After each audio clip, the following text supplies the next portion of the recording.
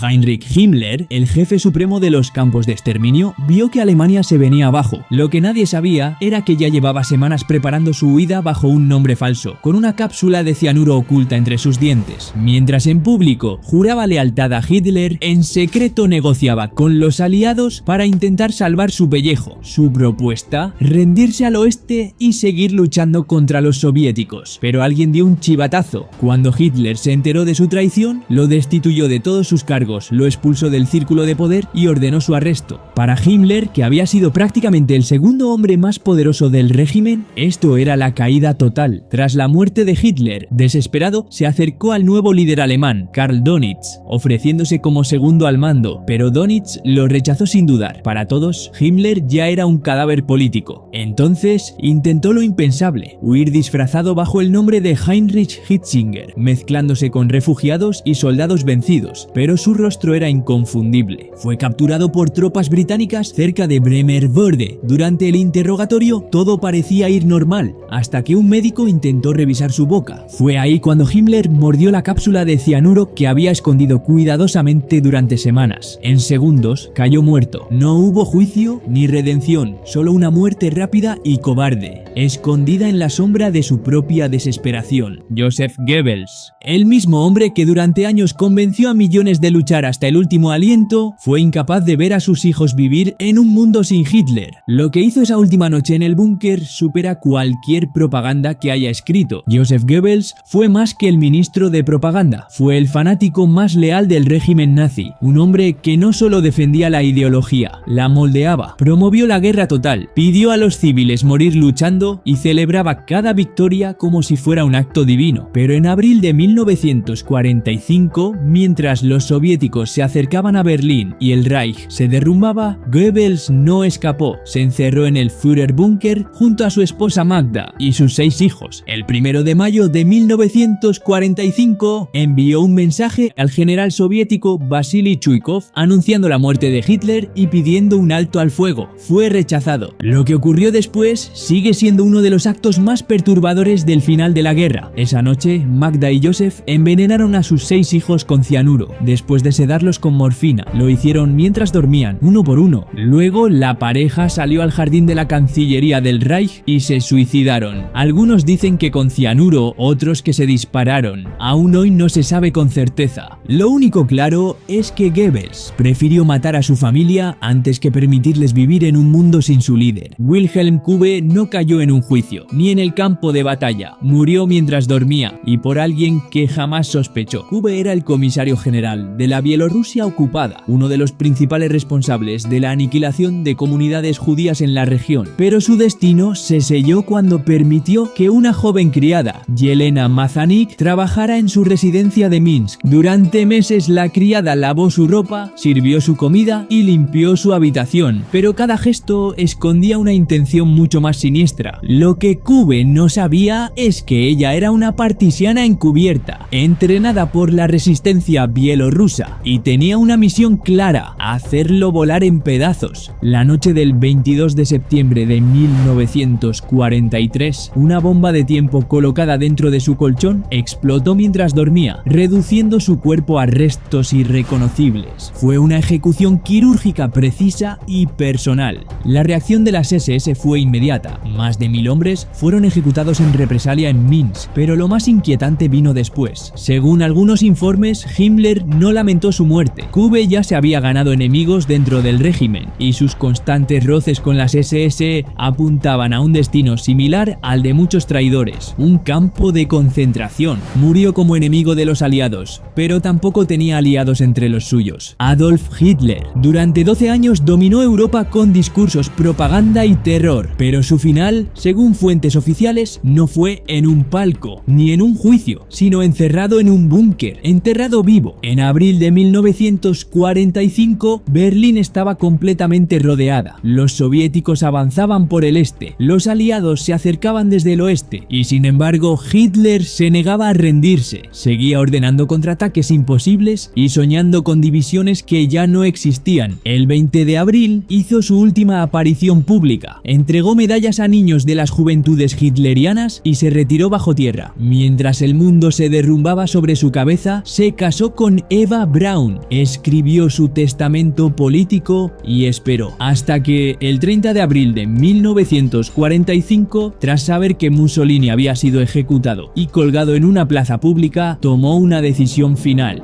Hitler se disparó en la cabeza y Eva tomó cianuro. Sus cuerpos fueron incinerados por sus asistentes en el jardín de la Cancillería del Reich, bajo una lluvia de proyectiles soviéticos. A pesar de teorías sobre su escape, las pruebas forenses, testimonios y restos dentales han confirmado que Hitler murió en Berlín, solo que su régimen no desapareció tan rápido como él. Karl Donitz. Cuando Hitler se suicidó, un almirante tomó el control del Tercer Reich, pero en lugar de continuar la guerra, dio una orden que lo cambió todo: rendirse. Karl Donitz, arquitecto de la temida guerra submarina alemana, fue designado por Hitler como su sucesor en los últimos días del caos. Con Berlín en ruinas y los soviéticos avanzando sin freno, asumió el mando de un imperio moribundo. Su primera decisión fue estratégica y fría: negociar la rendición con los aliados occidentales con la esperanza de salvar lo poco que quedaba del país. El 7 de mayo de 1945, el general Alfred Jodl, bajo sus órdenes, firmó la capitulación total ante los aliados. Pero a diferencia de otros jerarcas nazis, Donitz no huyó, ni se suicidó, ni pidió clemencia. Fue arrestado, juzgado en Nuremberg y condenado a 10 años de prisión. Cumplió la sentencia completa. En 1956 salió en libertad y desapareció del foco público. Pasó sus últimos años en Aumole, lejos de todo, afirmando que solo había actuado por deber hacia su nación.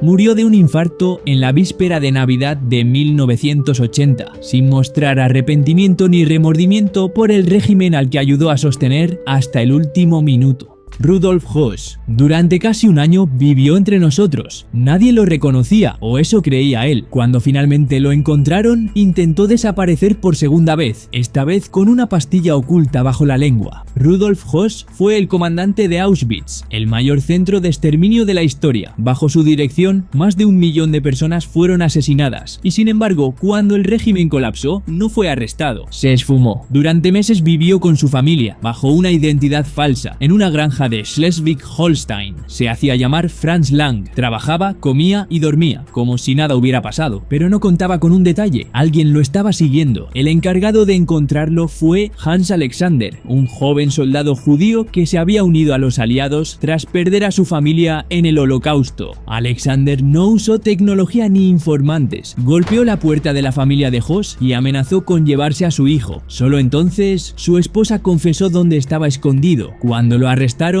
Höss intentó suicidarse con una cápsula de cianuro, la misma que había llevado oculta todo ese tiempo, pero falló. En 1947 fue extraditado a Polonia, juzgado y condenado a muerte. La ejecución fue simbólica. Lo colgaron junto al crematorio de Auschwitz, en el mismo lugar donde miles murieron por órdenes suyas. Josef Terboven, el Reichskommissar de Noruega, fue uno de los más brutales gobernadores del régimen nazi. Durante la ocupación, ordenó la masacre de Beisfjord, donde 288 prisioneros yugoslavos fueron ejecutados sin piedad. Y no se detuvo ahí. En 1944, cuando los soviéticos comenzaron a avanzar por el norte, desató una política de tierra arrasada en Finnmark. Obligó a evacuar a 50.000 civiles y dejó pueblos enteros reducidos a cenizas. Pero lo más desconcertante ocurrió al final de la guerra. Tras la muerte de Hitler, el nuevo líder, Karl Donitz, le ordenó colaborar para poner fin al conflicto. Terboven se negó. No solo eso, se atrincheró en un búnker en Skaugum el 8 de mayo de 1945 y detonó 50 kilos de dinamita, suicidándose en una explosión que hizo temblar la montaña. No dejó cartas, no hubo juicio, solo un cráter humeante y el silencio. Wilhelm Keitel era uno de los hombres más poderosos del régimen, pero en Nuremberg ni siquiera sus verdugos lo respetaban. Wilhelm Keitel fue jefe del alto mando de las Fuerzas Armadas alemanas, y su mayor habilidad no fue la estrategia, sino obedecer a ciegas cada orden de Hitler. De hecho, muchos lo apodaban con desprecio: el burócrata con uniforme. Fue él quien firmó algunas de las órdenes más despiadadas del Tercer Reich, desde la infame Orden de los Comisarios, que ordenaba ejecutar a oficiales soviéticos capturados, hasta el decreto de Noche y Niebla, que desaparecía a opositores sin dejar rastro. En los últimos días del Reich, insistió en lanzar contraataques inútiles para salvar Berlín, mientras el ejército colapsaba. El 8 de mayo de 1945 firmó la rendición de Alemania en Karlshorst. Días después fue arrestado y llevado a juicio. En Nuremberg fue condenado a la horca por crímenes de guerra, pero incluso su ejecución fue una tragedia grotesca. La cuerda no funcionó como debía y Keitel murió tras más de 20 minutos de agonía, balanceándose lentamente, sin dignidad, sin gloria y sin perdón.